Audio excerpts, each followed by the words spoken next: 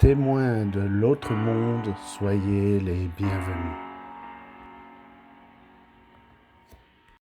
Aujourd'hui, je vous emmène en 2004, aux États-Unis, près de la ville de Live Oak, en Floride. Ce soir-là, Stephanie Tasker et sa fille Misty rentrent chez elle après l'église. Assis à l'arrière, un jeune étudiant venu de l'étranger qui séjourne temporairement chez elle. Elles empruntent la route 136. Elle est déserte. Misty dira qu'à ce moment-là, une atmosphère étrange commença à s'installer. Stephanie roule lentement. C'est le crépuscule, elle ne voit pas très bien et reste concentrée sur sa route. C'est alors que Misty aperçoit sur le bord de la route une jeune fille assise, recroquevillée sur elle-même, les bras autour des genoux.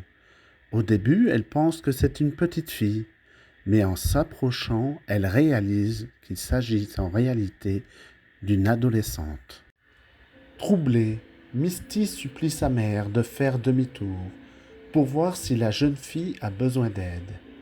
Stephanie étant concentrée sur la route, elle n'a rien vu, mais décide de faire confiance à sa fille et fait demi-tour.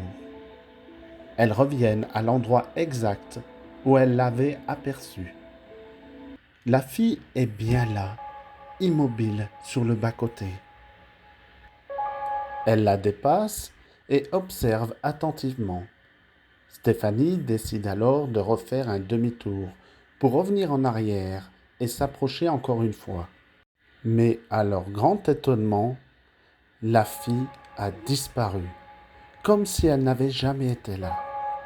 Malgré tout, elles reprennent la route. La nuit est complètement tombée. Les phares seuls éclairent les arbres et le bitume.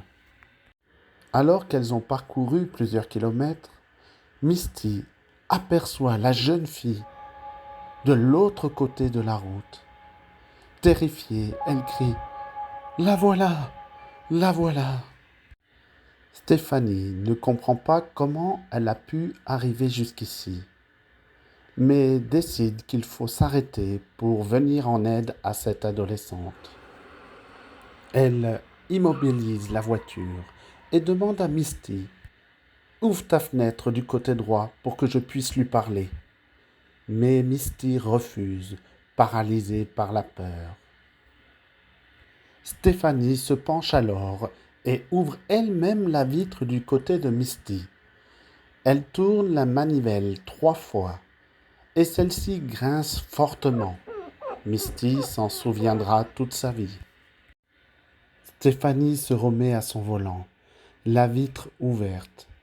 Tous les trois observent attentivement. La jeune fille se redresse, tourne son visage vers eux.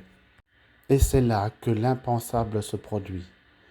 Elle n'a pas de visage, pas d'yeux, pas de nez, pas de bouche, juste un trou sombre à la place de ses traits.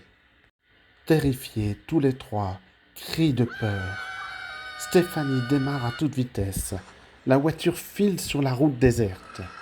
10 minutes plus tard, elle arrive chez elle, bousculée et en état de choc.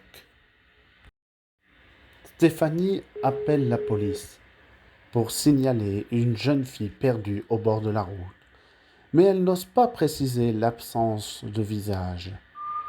Une patrouille se rend sur les lieux, fouille la zone, mais il n'y a aucune trace de la jeune fille.